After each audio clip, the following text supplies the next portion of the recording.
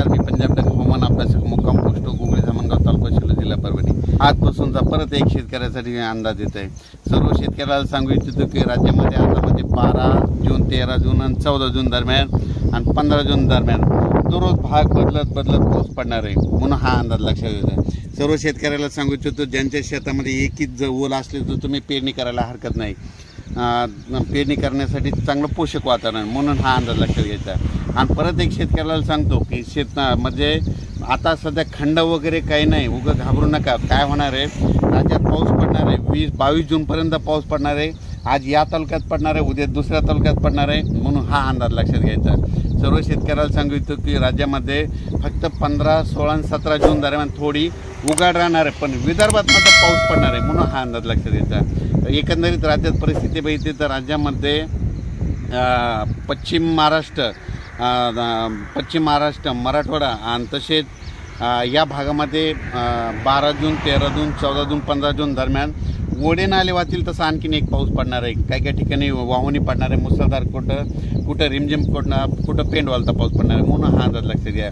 विदर्भातल्या सर्व शेतकऱ्यांसाठी आनंदाची बातमी, विदर्भामध्ये आज म्हणजे 12 जूनपासून आज विदर्भामध्ये बऱ्याच ठिकाणी पावसाला सुरुवात होणार आहे आणि त्याच्यानंतर विदर्भामध्ये देखील पाऊस वाढत जाणार आहे आणि विदर्भाची शेतकऱ्याची पेरणी देखील ह्या 20 तारखेपर्यंत सुरू होणार आहे, म्हणून ही विदर्भात शेतकऱ्याची आनंदाची बातमी। परत एक राज्यातील सर्व विभागावाईज घेतलं तर सर्वात पूर्व विदर्भात आज म्हणजे 12 जूनपासून पूर्व विदर्भामध्ये पावसाला बऱ्याच ठिकाणी सुरुवात होणार आहे। त्याच्यानंतर पश्चिम विदर्भात देखील 12 जून ते 22 जून दरम्यान दररोज भाग बदलत पाऊस पडणार आहे, म्हणून हा अंदाज लक्षात घ्यायचा।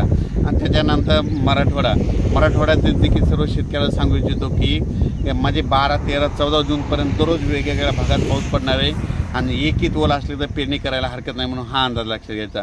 ओल जर नसले तर पेरणीचा निर्णय घेऊ नये, म्हणून हे देखील लक्षात घ्यायचं। त्याच्यानंतर सांगायचं झालं तर सोलापूर, सातारा, सांगली, नगर, नाशिक, धुळे, जळगाव, त्याच्यात बुलढाणा, जालना, परभणी, अमरावती, अकोला, हिंगोली, वाशिम, नांदेड, लातूर, बीड या भागात देखील ह्या 3-4 दिवसामध्ये चांगला पाऊस पडणार आहे, म्हणून हा अंदाज लक्षात घ्यायचा। पण सोलापूर जिल्हा, धाराशिव जिल्हा, लातूर जिल्हा, बीड जिल्हा आणि सांगली जिल्हा म्हणजे आता ह्या 3 दिवसात मात्र आणखीन जोरदार पाऊस पडणार आहे, म्हणजे तिकडं ओढे नाले वाहतील, छोटे तरी असतील तर ते देखील भरणार आहेत, म्हणून हा अंदाज लक्षात घ्यायचा। अचानक वातावरणात बदल झाला तर परत एक मेसेज दिला जाईल। धन्यवाद।